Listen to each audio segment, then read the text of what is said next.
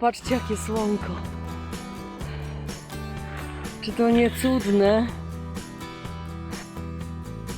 Witajcie na kanale Plecak i Droga w 22 dniu wyprawy do Santiago de Compostela. Wyruszamy z Barcianos del Real Camino, odwiedzimy El Burgo Ranero, zrobimy odpoczynek w cieniu przy lesie, przejdziemy przez Reliegos, aby na koniec dojść do Mansilla de las Mulas. Dzisiejsza wędrówka będzie dla mnie wyjątkowa. Ból lewej stopy utrudni każdy krok. Jednak postaram się dać z siebie wszystko. Zapraszam do oglądania. Za chwilę wyruszamy w drogę. Przed nami nowy dzień. Opuszczamy Barcianos del Real Camino. Witajcie, kochani. Jest poniedziałek, 30 maja, przedostatni dzień maja. Wyszłyśmy już z albergę, która, nie wiem, po 6, 7. Trudno powiedzieć, ale jak tak wstaje słoneczko, to liczę, że jest w pół do 7 około, może za 20. Bo nie patrzyłam na zegarek, od wczoraj mam kontuzję lewej nogi, kontuzję, mam przesilony mięsień w stopie od spodu, od podbicia. Tak, bo się Basi tańczyć chciało. Patrzcie, jakie słonko. Czy to nie cudne? Takie słońce. Przestaje boleć noga, jak się takie coś widzi. Noc mam nieprzespaną, bo dostałam tym razem na piętrze łóżko. Staramy się brać na parterach obie, ale już były zajęte, tylko jedno było, Eli odstąpiłam. I ja mam lęk wysokości, ja nie mogłam spać, ja nie mogę spać na piętrze. Całą noc czułam, żeby nie spaść. I wiecie, co się wydarzyło? Wydarzyło się coś strasznego. W nocy jeden gościu spadł. Z hukiem. Podbiegł inny, zerwał się, podbiegł. Czy wszystko dobrze? Powiedział, że wszystko ok, wrócił na piętro i dalej spał. No dla mnie to jest koszmar. Dlatego ja mam noc nieprzespaną, może czuwałam takie spanie, wiecie jakie. Tak jak w autobusie. O, każde chrapnięcie, a jeszcze jedno na naszej sali, jeden gościu 2 razy wręcz wrzeszczał. Coś mu się śniło. Kamino? Coś mu się śniło i po prostu wrzeszczał, pobudził nas. Tam słyszałam, niektórzy panowie mruczeli niezadowoleni pod nosem. No ale ten spał dalej, to był sen. Takie coś pierwszy raz widziałam. Ja wiem, że ludzie wrzeszczą i mówią przez sen, ale takie coś przeżyć jest co innego. Bo autentycznie tak wrzeszczał, jakby ktoś mu krzywdę robił. No to musiał mieć niezły koszmar. Takie to nowinki. Śniadanko, jak i kolacja, bardzo skromne, bo to była alberga donativo, czyli na koniec, teraz z rana, po śniadaniu wrzuca się co łaska. Myśmy dały po 15, zawsze tyle dajemy donativo. Nie obchodzi mnie, ile inni dają, wiem, że mniej, ale byłyśmy bardzo zadowolone, klimat był wspaniały. W tej kapliczce, co sfilmowałam, zwołały nas takim dzwonem te hostela Liros, te panie, posadziły nas w kręgu wszyscy na krzesełkach pod ścianami, te 40 osób, dochodziły, krzesełek przybywało i w końcu zgasiły światło, bo już było późny wieczór, po kolacji to już było, zgasiły światło i zaczęła przemawiać ta główna, mówiła po hiszpańsku, naturalnie tam się rozumiało 1-2 słowa z całego tego przemówienia, ale szybko zaskoczyłam, o co chodzi. Obok niej siedziała ta druga, jej koleżanka, i to samo powiedziała po angielsku, też wszystko zrozumiałam, bo nie umiem. Ale nic nie szkodzi, wiecie, o co chodzi? One miały w rękach zapaloną wielką świecę, taką grubą, i one do tej świecy mówiły. I ja tyle co zrozumiałam, żeby mówić w swoich językach. I faktycznie, patrzcie, wszyscy ludzie, bardzo dużo było angielsko mówiących, to fakt, ale wszyscy ludzie zajarzyli i po kolei szła świeca od rąk do rąk i każdy mówił, czemu jest na Camino w swoim własnym języku. To było niesamowicie wzruszające, dużo ludzi płakało. O, mnie już też się zbiera powoli. Także niesamowite przeżycie. Buen Camino. Tak, do mnie już tak, ja siedziałam przy końcu tego szeregu, tego kręgu. Ale niesamowite, naprawdę magicznie. W ogóle przy kolacji, zanim zaczęli podawać do stołu, bardzo skromnie, bardzo. Dali tekst piosenki małżeństwu, które było z Brazylii. A mimo to oni umieli hiszpański, bo ten tekst śpiewali po hiszpańsku. I przy refrenie szybkośmy też zaskoczyli i śpiewali razem z nimi. Ja tylko w ostatniej chwili, durna jedna, tak byłam skoncentrowana na tej wspaniałej atmosferze. Te śpiewy nie były równe, było kupa śmiechu, no bo to ludzie pierwszy raz ten tekst dostali. No po prostu fajnie. I jak wyjęłam kamerę, to już właściwie się skończyło. A zorientowałam się, bo przede mną jeden Koreańczyk filmował to wszystko. A ja, jak mogłam? No to taka sprawa. Tego nie sfilmowałam, a powinnam była. Sala pełna, stoły biesiadne 2, 4, 5 długich, czy 4? 2, 4, 5 stołów długich biesiadnych. No 40 typa trzeba posadzić, nie? No i było bardzo fajnie. Potem podali kolację. Pierwsze danie taka skromna sałatka, ciapka. No zielona tego. Zieleninki, troszkę papryczki, pomidorka. Okej. I drugie danie, i to było to główne danie, i koniec. To był makaron w sosie i to się jeszcze posypywało serem parmezanowym. I to wszystko. Więc ja brałam dokładkę, bo nie pojadłabym. I na deser był jakiś owoc, w ogóle deseru nie zjadłam, bo już byłam zajęta jakimś Amerykaninem, z którym gaworzyłam. Nie wiem, w jakim języku on mówił, w swoim rodowitym, ale okazało się, bo ja włączałam translatora, że jego korzenie pochodzą z Niemiec, z Bajerów, a on gdzieś tam w Kansas mieszka. Mówił bardzo wolno i wyraźnie, dlatego mogłam wyłapywać spójność zdań, bo niektóre słowa po prostu brzmiały mi po niemiecku w jakimś sensie. Także nagle się okazało, że się dogadujemy, śmiechu cała sala. W końcu powiedziałam, że jeszcze jeden kieliszek wina, bo ja piłam wino, dolewały mi panie francuski, bardzo miłe. I jak powiedziałam, że jeszcze jeden kieliszek, a będę nawet po japońsku miała, to mi zaraz dolały. No to już w ogóle popadali wszyscy. Także w ten sposób minął nam wczorajszy dzień. Buen Camino. Wczorajszy dzień i dzisiejszy poranek. No, nie chcę spać na piętrach, absolutnie, bo się nigdy nie wyśpię. No zobaczymy. Patrzcie, jak kuśtykam, bo na pewno macie wstrząsy w kamerze. Ale to jest moje Camino. To jest mój pamiętnik. 355,3 jak dokładnie. Czekajcie, zrobię te 3 metry. Okej. O, popatrzcie, jak pola tutaj przygotowane pod zraszanie. Zaraz pewnie włączą, a ja muszę parę zdjęć porobić. No to Buen Camino.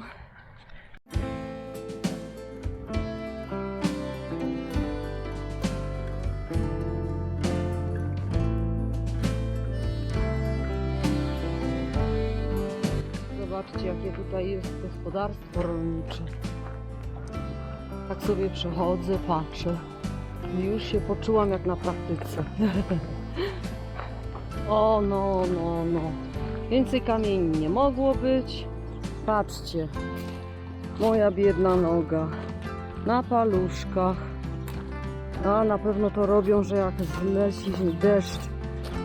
Tak jak wczoraj mieliśmy w nocy. Dzisiaj w nocy straszną burzę. To te kamienie na pewno mają jakąś ważną funkcję, ale ich było dużo. Oj, oj, oj. Widzę tyle ludzi obolałych.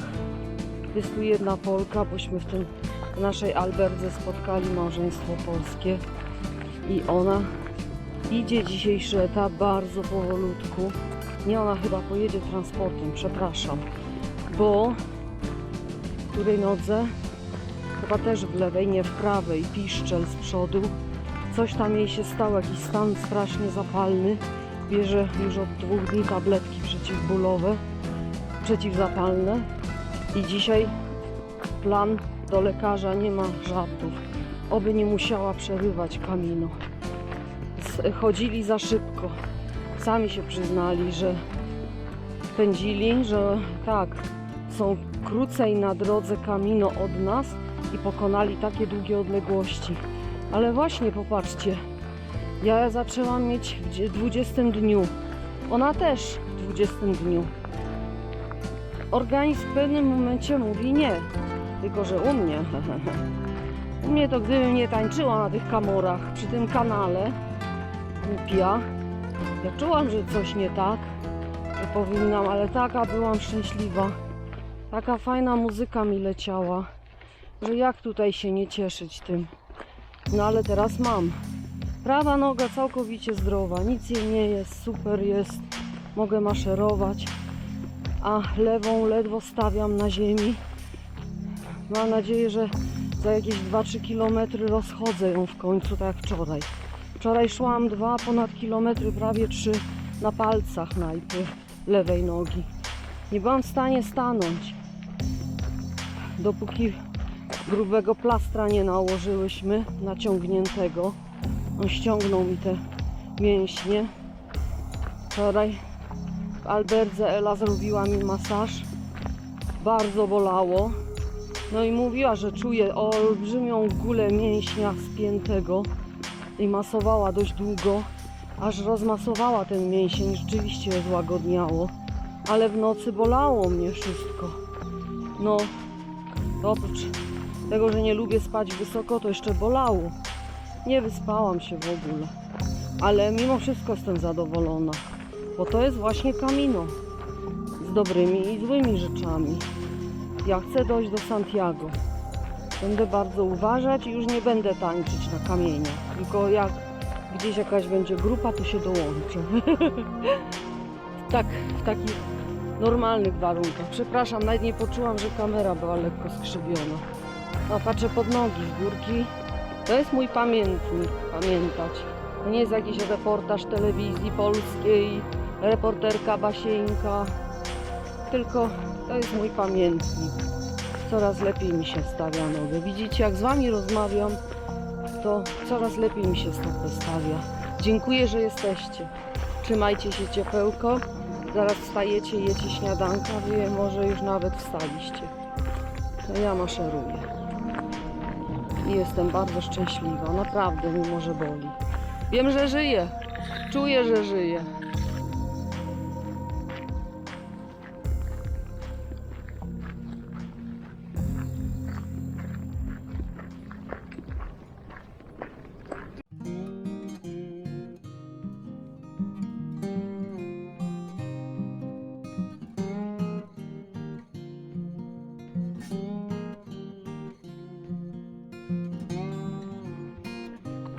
Doszłyśmy do El Burgo Ranero.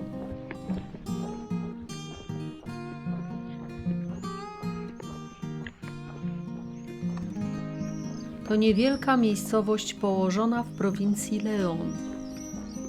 Ze względu na swoje strategiczne położenie między miastami Sahagún i León, w przeszłości było ważnym przystankiem dla pielgrzymów Camino de Santiago.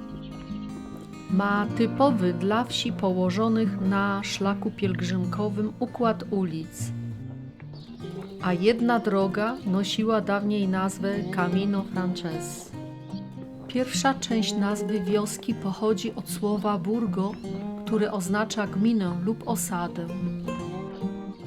Druga część ranero odnosi się do żab zamieszkujących pobliskie bagna. Pierwsze wzmianki o miejscowości są z 1126 roku.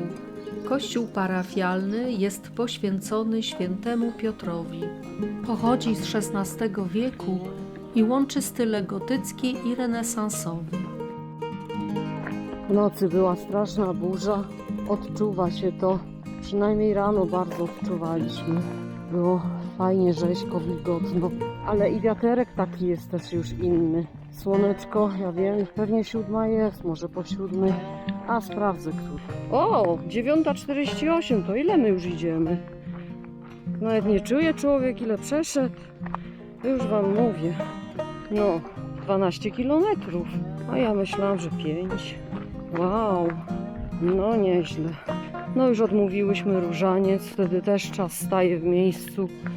Gdzie się tylko myśli o modlitwie, wymawia się ją głośno, patrzy pod nogi i świata nie widzi. To też leci czas i kilometry też mijają. No my już mamy na Tacho 12 i jest całkiem fajnie, cieplutko. Ja już zdjęłam polar, wyszłam w ogóle w krótkich spodenkach, mimo 11 stopni, rano było 11. Widok jednostajny. Pola, pola, pola, pola. Rzeczywiście płaskowyż. Góry są na horyzoncie, daleko. I tu też pola, pola, jak daleko okiem sięgnąć. Więc idziemy płaskowyżem. Przyzwyczaiłam się już do bólu nogi, więc idę z bólem nogi jednostajnie. Już nie staję na palcach. Mam nadzieję, że w najbliższych dniach minie mi to i przywróci się kondycja normalna. No mam taką nadzieję. Na trasie będzie niewiele miejscowości, ale za to będzie dużo więcej miejscówek ze stołami, ławkami w cieniu, gdzie można zjeść posiłek i odpocząć. Tak zwane Area de Descanso para Peregrinos, miejsce odpoczynku dla pielgrzymów. Dlatego trzeba wcześniej zaopatrzyć się w prowiant i wodę. My zatrzymałyśmy się na jednej z takich miejscówek, przy lesie. To była przyjemna pauza na posiłek i odpoczynek.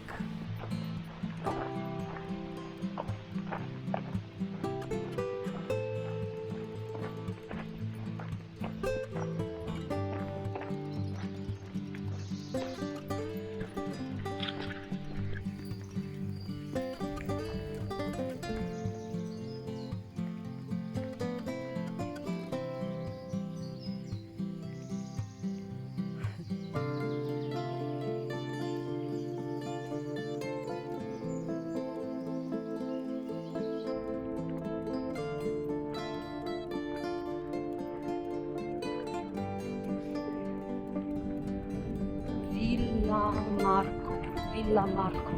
Jest tam miejscowość. To tam muszą być też albergi, bo jest wielka rzeźba, taka tafla z wyrytym konturem pielgrzyma.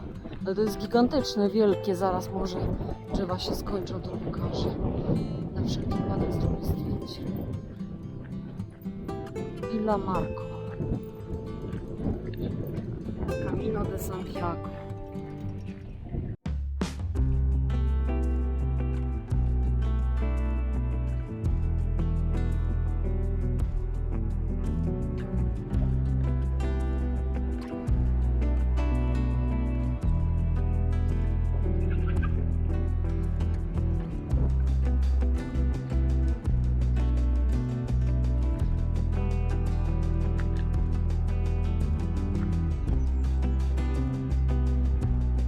Jak słyszycie, wieje bardzo silny wiatr. Ubrałam polar, zrobiło się chłodno, ale jeszcze nadal jestem w shortach, ale nie mogę powiedzieć, że jest mi ciepło. Nie wiem, ile jeszcze kilometrów przed nami, ale już nie może być dużo. Może 5, może 6. Pogoda się zmieniła, słoneczko jest za chmurami, temperatura naturalnie spadła drastycznie. Tu są wielkie skoki temperatur. Jaka ta roślinność tu musi być wytrzymała, skoro sobie daje radę z takimi skokami temperatur. Doszłyśmy do Reliegos. To wioska położona w prowincji León. Lokalna gospodarka opiera się na uprawie roli i hodowli zwierząt, owiec, bydła, świń, a także pszczelarstwie i hodowli gołębi. Nie robiłyśmy postoju, bo całkiem niedawno miałyśmy pauzę przy lesie.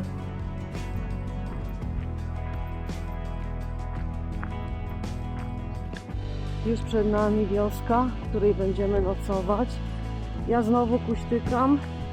Nie wiem czemu. Założyłyśmy drugi plaster. No nie bardzo to pomaga. Zobaczymy, co się da zrobić. Na pewno zamoczę nogi w wodzie. Jakieś masaże. Zobaczymy. Przeciążone mięśnie mam. Lewej nogi, prawa zdrowa. Prawa też zacznie świrować, no bo jest przeciążona też przez tą lewą. No, niestety, kuśtyczka idzie na palcach. Widać? Widać.